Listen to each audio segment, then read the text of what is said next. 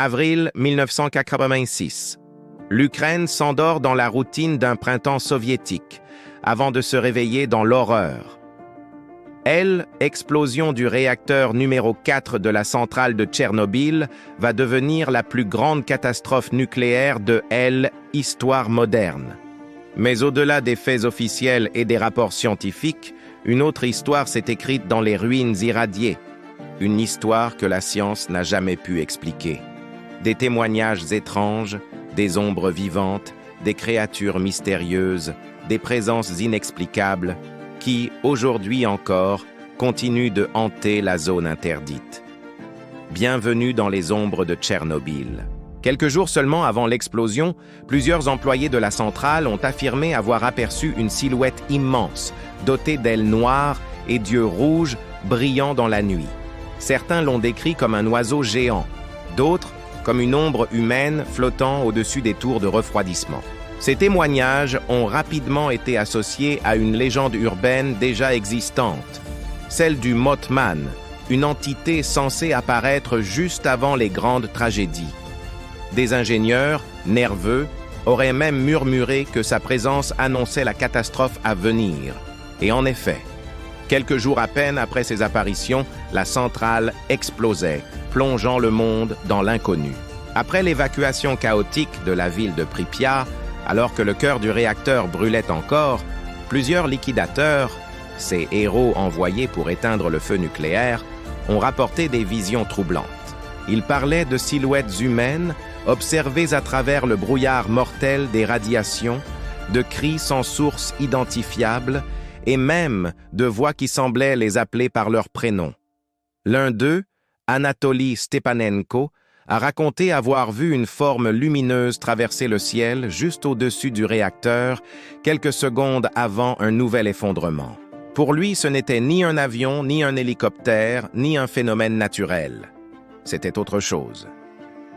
Dans les années 1990, plusieurs équipes scientifiques ont enfin pu explorer plus en profondeur la zone d'exclusion. Des rumeurs persistantes affirment que certaines caméras de surveillance auraient capté des anomalies thermiques, des signatures de chaleur en mouvement, là où aucune vie n'était censée pouvoir exister. Un biologiste polonais aurait même consigné dans ses notes l'observation de formes humanoïdes translucides, se déplaçant furtivement entre les ruines des bâtiments irradiés. Bien sûr, les autorités ont toujours nié ces découvertes, parlant d'hallucinations provoquées par le stress, la peur ou les effets des radiations sur le cerveau. Pourtant, les témoignages continuent d'affluer. Certains visiteurs de la zone parlent encore aujourd'hui d'ombres qui les suivent du regard ou de silhouettes fugitives observées depuis les fenêtres des immeubles désertés de Pripyat. Alors, que faut-il croire? S'agit-il simplement d'hallucinations collectives, nées d'un traumatisme sans précédent? Les radiations pourraient-elles altérer notre perception au point de nous faire voir des fantômes? Ou bien, y a-t-il quelque chose d'autre, quelque chose qui échappe complètement à nos lois physiques? Certains chercheurs en parapsychologie avancent une hypothèse fascinante. L'énergie colossale libérée par l'explosion nucléaire aurait pu ouvrir une brèche, une sorte de portail entre notre monde et une dimension inconnue. D'autres, plus mystiques, y voient l'empreinte énergétique des milliers d'âmes dont la vie a été fauchée par la tragédie. Aujourd'hui, la zone de Tchernobyl est à la fois un sanctuaire pour la nature et un cimetière à ciel ouvert. La forêt a repris ses droits sur le béton, mais les cicatrices de la catastrophe restent visibles, gravées dans le paysage. Et chaque année, de nouveaux visiteurs, des touristes aux scientifiques, disent ressentir quelque chose, une présence, un poids, une impression d'être observé. Peut-être que certaines ombres ne disparaissent jamais.